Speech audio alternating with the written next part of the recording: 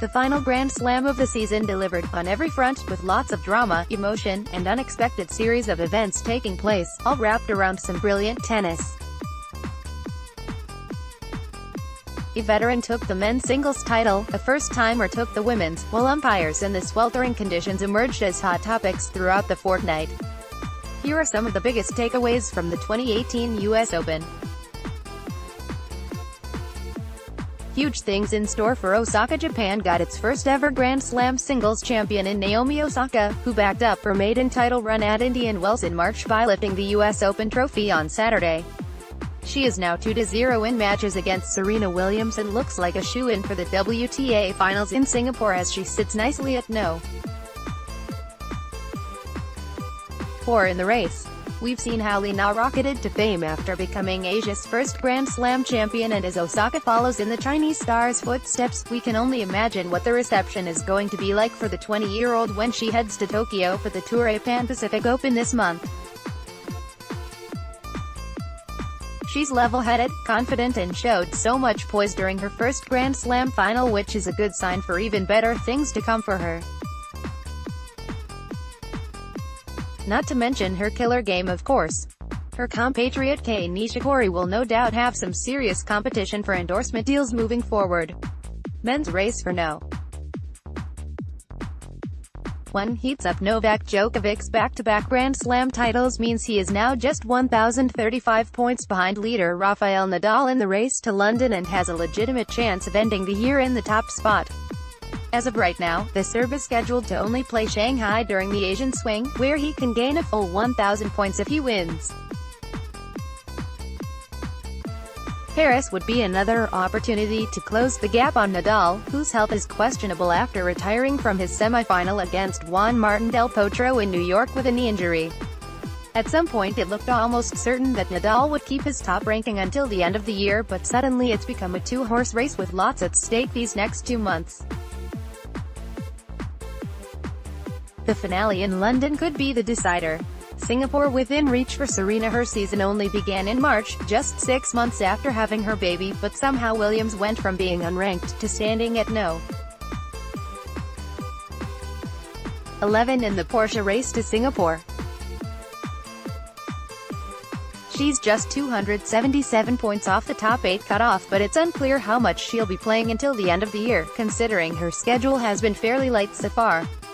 She can definitely secure a spot if she wants to, but the question is, will she go for it? Djokovic moves up ladder to goldness. Djokovic's triumph over Del Potro in New York gave him a 14th major title that places him equal third, alongside Pete Sampras, on the all-time list of most Grand Slams won by a man. The 2 men ahead of him are Federer, who has 20, and Nadal, who owns 17. While I personally don't believe a few slams should necessarily separate someone from being inside or outside the GOAT conversation, Djokovic tying Sampras and trimming Nadal's lead over him to just 3 majors will definitely help his cause when the masses deliberate the never-ending topic. With his slump clearly behind him, it's not hard seeing Djokovic leapfrog Nadal and try to chase down Federer's mythical 20. Congratulations at Joker Noel 14th Grand Slam title. Freight train is on the tracks. How many will he win? Can he pass Rafa? Roger? Fun times ahead. Marty Fish, at Marty Fish, September 9, 2018. Tennis rules need to be looked at, especially by players. A few things came up after chair umpire Mohamed Al-Lavyani came down from his chair to give Nick Kyrgios a pep talk, and Serena Williams lost it when Carlos Ramos handed her a game penalty.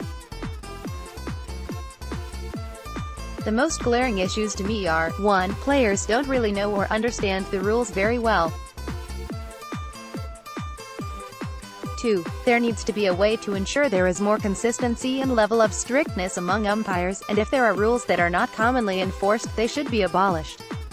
Williams interpreting the coaching code violation warning she received as an attack on her character made it obvious that she doesn't understand that code is not against her but her coach, who committed the violation. She bears the responsibility of her coach's actions, which is why she got the warning. If the sport's top stars don't know a detail like that, then clearly they need to brush up on the rulebook. Vika weighing in on final, PBL are emotional, he did the right thing, third code, but you can't deny there have been a lot worse situations.